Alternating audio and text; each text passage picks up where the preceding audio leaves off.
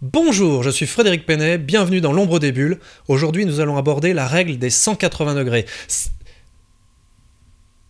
Mais non, je vais pas parler de problème d'alcoolisme dans la BD. 180 degrés.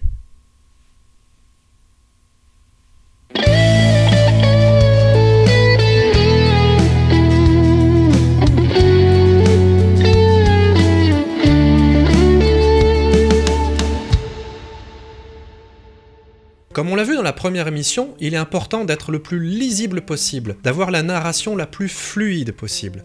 Il faut montrer ce que l'on veut montrer au lecteur, sinon on rate son coup. Parmi les outils qui nous sont proposés, il y a la règle des 180 degrés. Qu'est-ce que c'est ? La règle des 180 degrés permet d'avoir une certaine cohérence d'une case à l'autre dans la mise en scène. Cela permet justement d'avoir une narration fluide.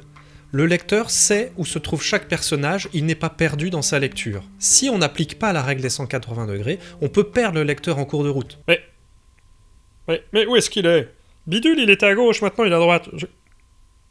Chérie, qu'est-ce que... C'est avec le scénariste Jean-Charles Gaudin que j'ai découvert la règle des 180 degrés. Lorsqu'il voyait arriver mes storyboards, à chaque fois j'avais droit à la réflexion « Attention, tu dépasses l'axe des 180 degrés. Non, là c'est pas bon, 180 degrés. 180 degrés. 180 degrés. 180 degrés. Attention, 180 degrés. 180 degrés. 180 degrés. » Bref, je ne voyais pas de quoi il s'agissait. Jean-Charles m'expliquait, mais moi je suis sur le mode « ça rentre par ici, ça sort par là, et puis là ça trifouille pas beaucoup ». Si on fait une recherche sur le net, on trouve des schémas correspondant à la règle des 180 degrés. Qu'est-ce qu'on y voit ? Un personnage A, un personnage B, un axe entre les deux, et une caméra qui a le droit de se promener en demi-cercle, mais qui n'a pas le droit d'aller au-delà, sinon elle franchit l'axe des 180 degrés. Bien, bon. Comme je vous l'ai dit, ça trifouille pas beaucoup là-dedans. Alors du coup, il a fallu que je trouve ma propre façon d'interpréter cette règle. Je l'ai trouvée. Pour moi, si le personnage A est à gauche et le personnage B est à droite, alors pendant tout le reste de la scène, quel que soit l'angle de vue choisi, A restera à gauche, B restera à droite. C'est mon interprétation de la règle des 180 degrés. Voyons quelques exemples. J'ai choisi une planche avec deux personnages en train de discuter. En case 2, il y a Jérémy, debout à gauche, et sa mère, qui est assise à droite. Ils sont tous les deux de profil. Il y a une fenêtre derrière eux. Case suivante, Jérémy s'est adossé à la fenêtre, il reste sur la gauche, sa mère est sur la droite, de face. Le cadrage a changé, mais les personnages sont restés à gauche pour Jérémy, à droite pour sa mère. La case suivante est légèrement plus compliquée, il n'y a que sa mère. Mais je l'ai placée à droite de la case volontairement, laissant un petit espace à gauche. Ce vide nous rappelle que Jérémy est sur la gauche. Case suivante, sa mère lui tend quelque chose, il n'y a que sa main, mais sa main venant de droite, on comprend que c'est la main de la mère de Jérémy. Case suivante, toujours Jérémy à gauche, sa mère, dans le fond, sur la droite. Ensuite, gros plan sur leurs mains, on comprend à qui appartiennent les mains, la main de Jérémy à gauche, les mains de sa mère venant de la droite. Ensuite, un plan sur Jérémy, qui est sur la gauche, et le bras de sa mère, qui vient de la droite. À aucun moment je n'ai changé cet ordre, Jérémy à gauche, sa mère à droite. Voyons un autre exemple. Autre exemple donc, en case 2 apparaît le personnage de Bernard. Oui, je sais. Oui, c'est Bernie. Oui. En plus, il s'appelle Bernard dans l'histoire. Alors, ça méritait bien un clin d'œil. Bernard est tout seul dans la case, mais il est cadré à gauche. J'ai volontairement laissé de la place sur la droite. Case suivante, au premier plan, nous avons les mains de Bernard qui viennent de la gauche. Ça nous permet de comprendre que c'est toujours lui. À droite, Jérémy. La case en dessous, Jérémy est seul, mais je laisse cadrer à droite, avec du vide sur la gauche qui nous permet d'imaginer que Bernard est bien sur la gauche. L'image suivante nous le confirme, Bernard reste sur la gauche, Jérémy se met debout, mais il reste à droite. Un peu plus loin, un gros plan sur une main, elle vient de la gauche, on comprend donc que c'est toujours la main de Bernard. Case suivante, Bernard à gauche, Jérémy à droite, et la dernière case, Bernard est tout seul, mais cadré à gauche, laissant un peu de vide à droite qui nous permet d'imaginer Jérémy.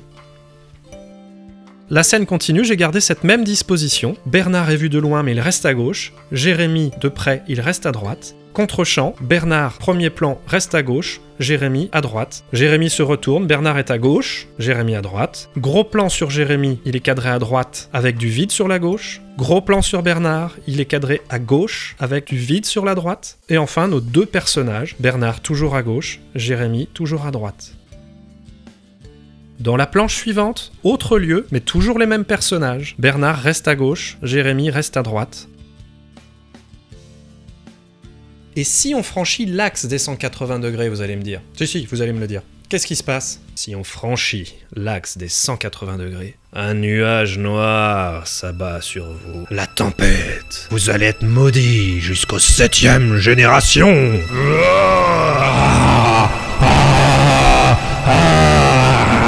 Bah, voyons voir ce qui se passe.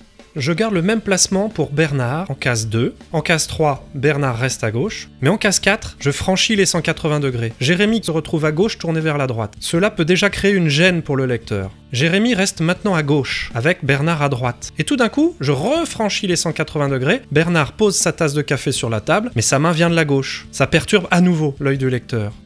Bernard reste à gauche, Jérémy à droite, et pour finir, je franchis à nouveau les 180 degrés, encadrant Bernard à droite, qui regarde vers la gauche. Nos personnages ne se regardent pas. L'un n'est plus à gauche, l'autre à droite en permanence. On a l'impression que les personnages ne communiquent plus. La règle des 180 degrés nous permet d'obtenir une certaine cohérence d'une case à l'autre, une narration plus fluide, plus limpide. Elle nous évite de perdre le lecteur en cours de route. On sait à qui appartient cette main en gros plan, on sait qui parle, les choses sont beaucoup plus faciles. Maintenant, ça ne veut pas dire qu'on ne peut pas aller au-delà des 180 degrés. C'est tout à fait possible dans certains cas. Si on a deux personnages en gros plan dans une case et que la case suivante, c'est un plan large, alors le décor nous permettra de les remettre dans leur contexte, même si on franchit les 180 degrés.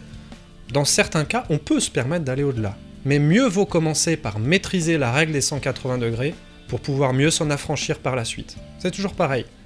Apprends, maîtrise, et ensuite tu peux t'en affranchir. Non, je ne te tutoie pas. Enfin si tu veux, maintenant on est copains. Si vous regardez cette vidéo au moment de sa sortie, je vous souhaite d'excellentes fêtes de fin d'année. Si vous la regardez l'été prochain, bonne baignade. L'hiver prochain, attention, mettez une écharpe, hein, on se les gèle. Et puis, à moi, hein, si je la regarde dans 25 ans en disant « Oh, qu'est-ce que je disais comme connerie ?» Oui, t'en disais beaucoup des conneries.